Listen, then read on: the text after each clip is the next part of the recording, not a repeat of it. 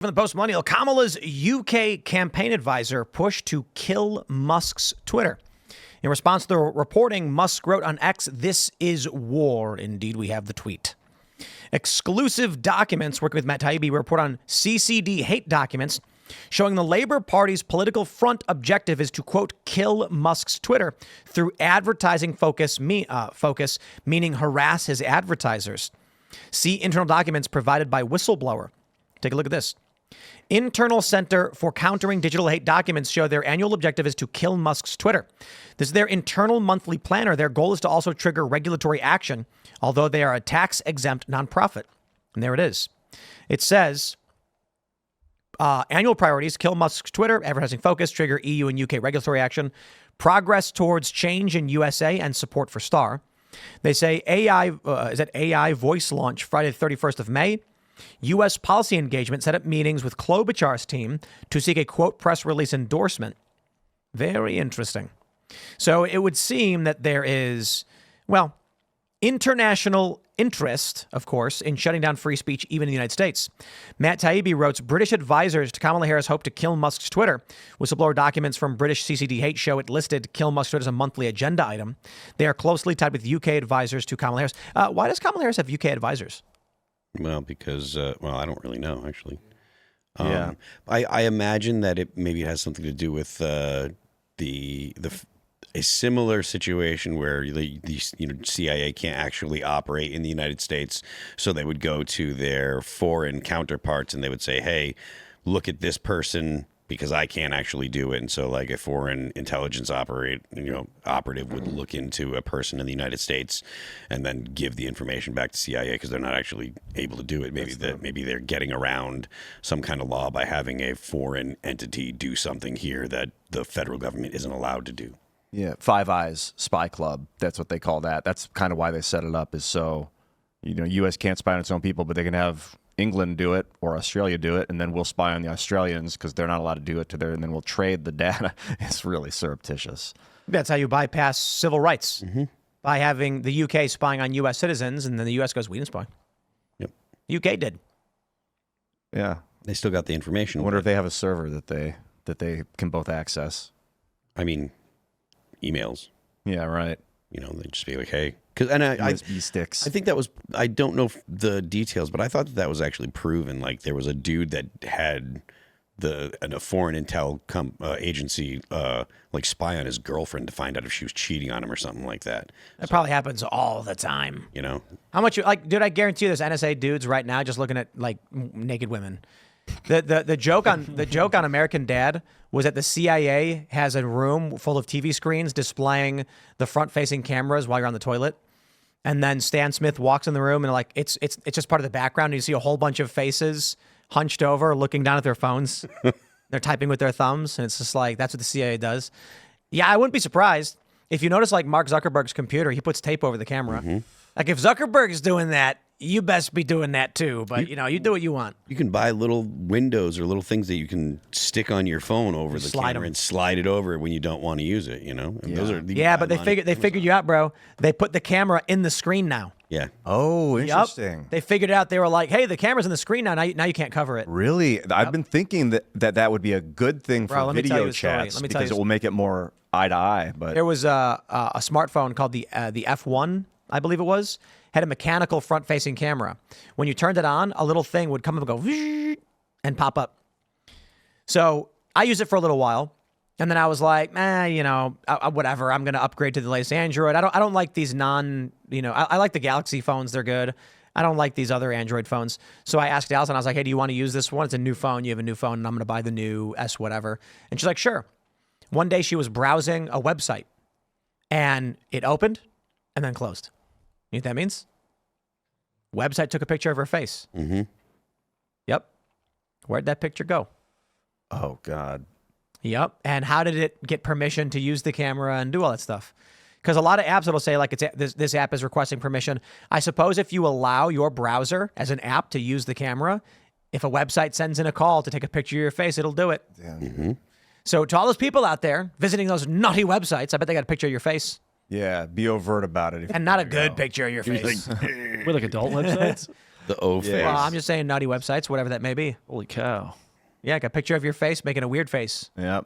At least one. Yikes. Yeah, welcome to the new world. Oh, dude, come on. The government's got everybody spank bank.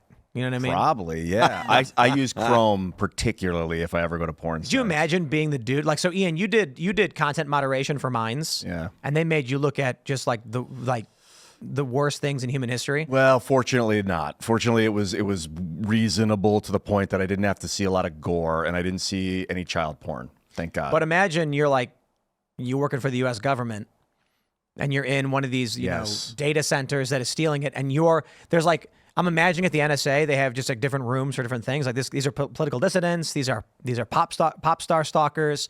And then they have like hell.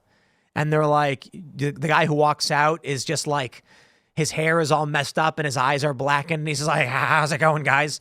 And they're like, you know, the new guy walks in and he's like, who is that? And they're like, that's Jim. Like, why? What's wrong with him? Like, oh, he was normal 2 weeks ago, but then he got relocated to the hell room, and that's what happens to you. Troops walking out to the front in World War I, seeing the guys coming back from the front, all broken and twisted. I imagine it's worse. Dude, I interviewed Dude, the things I'm not even going to begin to describe these on the members only show. We'll talk about it, but we're not going to even describe the kind of things that might appear on those. Yeah, we interviewed Tim Ballard, who's basically the star. The character in what's the name of that movie? Tim Ballard is the guy who went down to South America to rescue the children that had been kidnapped. What was the name of that movie? We went and saw it. Sound of Freedom. Yeah, Sound of Freedom. It was based around Tim Ballard, and he spent a lot of time reviewing video of children, and it messed. I mean, according to him, it messed him up. And I've interviewed other people that have worked in that line of work, and these are guys that are like seasoned professionals that go in there and come out with a lot of PTSD. Just talking to them about it, it's like you can never undo that stuff. Just seeing it on a video. Oh man. Yeah, well, I guess if we're talking about the U.S. government, though, I wonder about the kind of people who are in those positions. If it's like the same people for decades, No, if it was like friends with Epstein and Diddy who are in those rooms monitoring the backhaul or something. Oh wow. Yeah, the fire hose. People that know people. Yeah, the fire hose. Yeah, So we called it at Mines. The fire hose. It's just all this getting stream of blasted data. with God knows what. You don't know what's coming next, and you just got to be like, is that safe for work? Is that legal? Is this one legal? Is this one legal? Fortunately, most of that. Let's be a landscaper. I'm not doing that job. It was rough, dude, and I didn't realize how rough it was. I did it for about 5 years or 4 years, and I started to get to the point because I worked 7 days a week, 24/7. I just had to make sure that it was always clear, that everything had been administered, and I was the only one for a long time. And it would start to be where like I'd like put the work off for the day, and I'd like do it for an hour really, really fast. I'd just do it really, really quick, and I'd miss things. I'm like, I can't do that. And then there would be days that sometimes I wouldn't even do it. I'd be like, I just got to wait. And then the next day the queue would be doubled up, and I'm like, oh my God, I'm dreading this. I just didn't realize how traumatizing, in retrospect, how traumatizing it was. I just thought it was boring at the time. I was telling myself that it's just menial labor that I just don't, but it was like simple. It wasn't a lot of work. It was just what the work itself was like. And then I started seeing articles about like Facebook admins that are like, yo, bro, we got to delegate this kind of work out to different brains because it's like poison for a human brain. It sounds like you had no work-life balance there either. It's like 24/7 you have to be monitoring or thinking about this thing. Yes, constantly. This was what my life was for like years. You ever feel like that about social media, Tim? Like it's all-encompassing and it can just drive you crazy and it's always on the clock? I think the problem with social media is that it destroyed culture. I don't know that I care so much about its ubiquity other than its combination of ubiquity and decentralization, which has just gutted most cultures. It's created this short-term attention span where great works are hard to come by, So we don't have music videos anymore. Now we have TikTok dances with a song.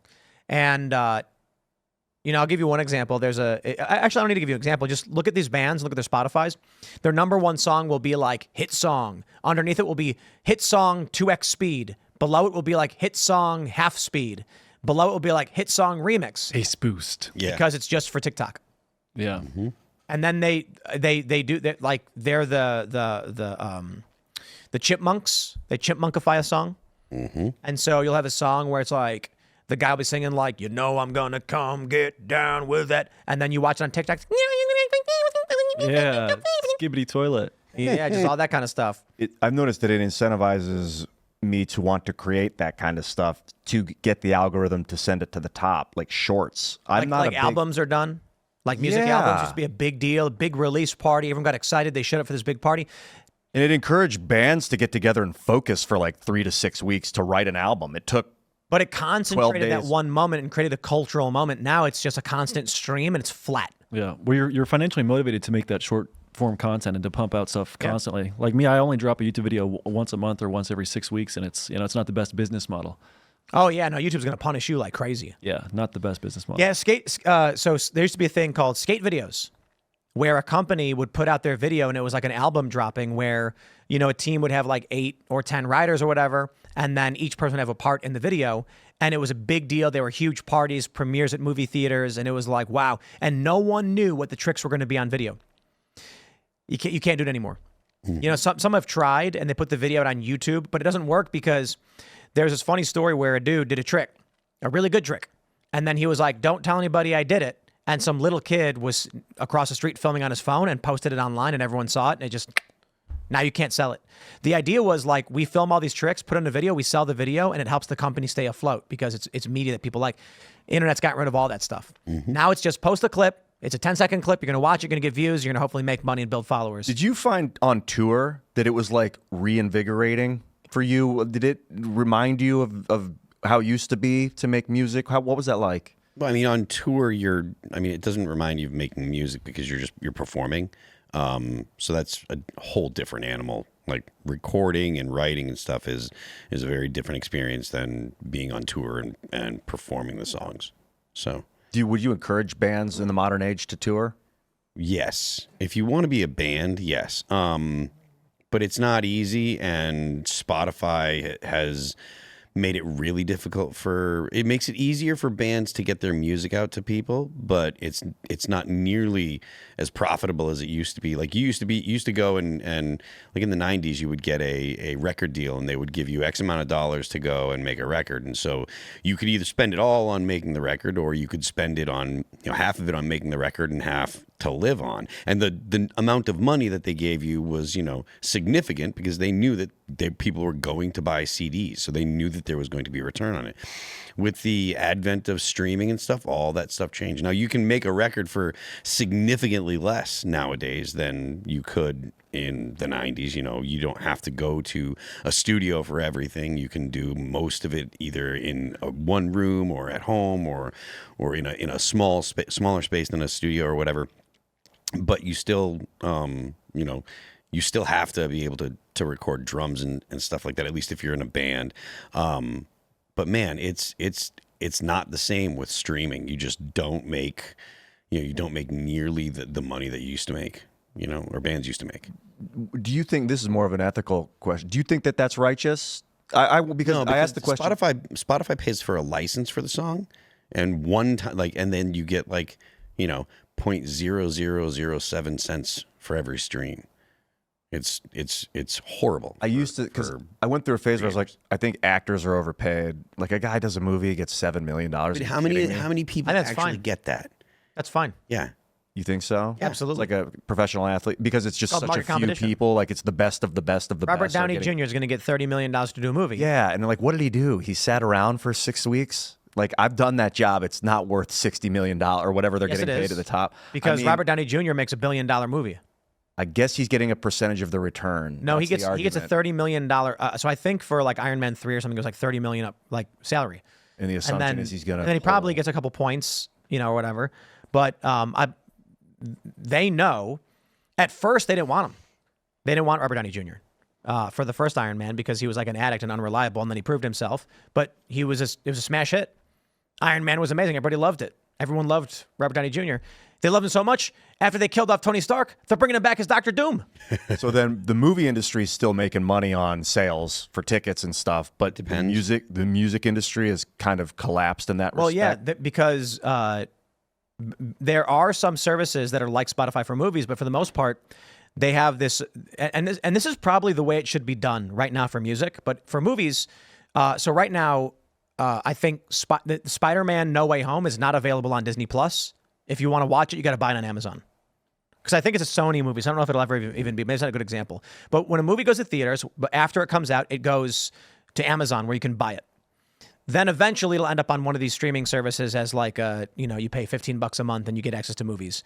Netflix used to have movies. They don't anymore. Now it's like all Netflix stuff. It's just like a unique thing. So Spotify should have like a buy this album $9.99 for the first month or 3 months or something, and then goes to streaming. Yeah. Thanks for checking out this clip from Timcast IRL. Make sure to watch the show live Monday through Friday at 8 p.m. Subscribe to this channel, and we will see you all there.